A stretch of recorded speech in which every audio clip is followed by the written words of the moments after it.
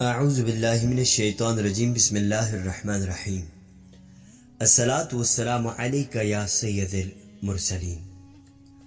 Bundle of knowledge کے معزز دوستو السلام علیکم۔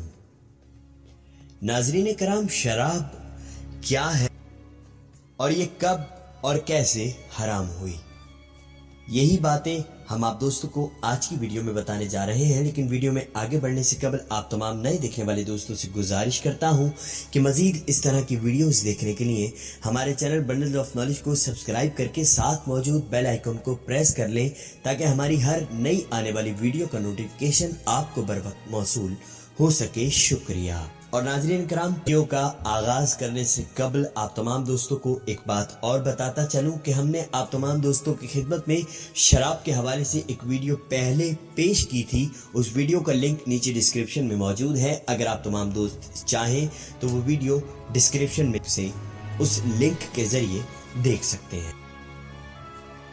ناظرین کرام، شراب وہ خمیر کیا ہوا مشروب جس کے پینے سے انسان سرور اور نشے کی حالت میں چلا جاتا ہے۔ یہ مشروب عام طور پر انگور کے عرق سے تیار کیا جاتا ہے۔ دنیا کے ہر مذہب میں شراب پینا منع ہے۔ اسلامی شریعت میں بھی شراب پینا حرام ہے۔ جن خبیث اور باعث ضرر چیزوں کو قرآن و حدیث میں حرام قرار دیا گیا ہے اس میں سے ایک اہم چیز شراب بھی ہے، جسے قرآن و حدیث میں خمر، مسکر، ام الخبائث اور بڑے گناہوں سے تعبیر کیا گیا ہے۔ شراب کے خبیث و حرام ہونے کے لیے اتنا ہی کافی ہے کہ اس کے استعمال سے انسان کچھ ہی دیر کے لیے صحیح جوہر و عقل و تفکر کی نعمت سے محروم ہو کر حیوانی صفات کا حامل بن جاتا ہے۔ پھر اس حالت میں ایسی حرکتیں کر جاتا ہے جس کی توقع کسی انسان سے نہیں کی جا سکتی۔ زنا اور بسا اوقات محارم کے ساتھ قتل، چوری اور اس قسم کے دیگر جرائم کے پیچھے بسا اوقات شراب ہی ہوتی ہے۔ اس لیے اللہ جل شانہ کے رسول صلی اللہ تعالی علیہ وسلم نے شراب اور منشیات سے متعلق بڑی سخت وعیدیں بیان فرمائی ہیں۔ حضرت عبداللہ بن عباس رضی اللہ تعالی عنہ بیان کرتے ہیں کہ رسول اللہ صلی اللہ تعالی علیہ وسلم نے ارشاد فرمایا، میرے پاس حضرت جبرائیل علیہ السلام تشریف لائے اور فرمایا، یا محمد صلی اللہ علیہ وسلم، اللہ تعالیٰ نے شراب پر لعنت بھیجی ہے، اس کے نچوڑنے والے پر اور نچڑوانے والے پر، اس کے پینے والے پر، اس کے لانے والے پر، اور جس کے لیے لائی جائے اس پر، اس کے بیچنے والے پر اور اس کے خریدنے والے پر، اس کے پلانے والے پر اور اس کے پلانے کا مطالبہ کرنے والے پر۔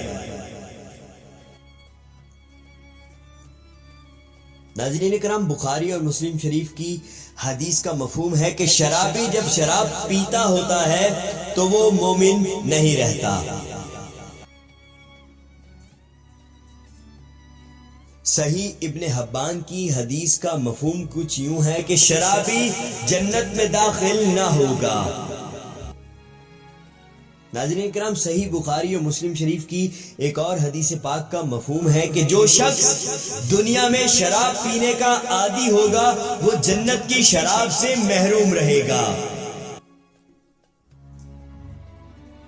اس کے علاوہ مسند احمد اور صحیح ابن حبان کی ایک حدیث پاک کا مفہوم کچھ یوں ہے، شراب پینے کا عادی شخص جب اللہ تعالیٰ سے ملے گا تو اس کی وہ کیفیت ہوگی کہ گویا اس نے بت کو پوجا ہے۔ اللہ اکبر۔ اللہ رب العزت ہم سب کو شراب جیسی لعنت اور نحوست سے محفوظ فرمائے، آمین ثم آمین۔ ناظرین کرام، اب آ جاتے ہیں اپنے اصل عنوان کی طرف کہ شراب کب اور کیسے حرام ہوئی۔ اسلام کی کتابوں میں ملتا ہے کہ ایک مرتبہ حضرت نوح علیہ السلام نے انگور کی بیل اگائی۔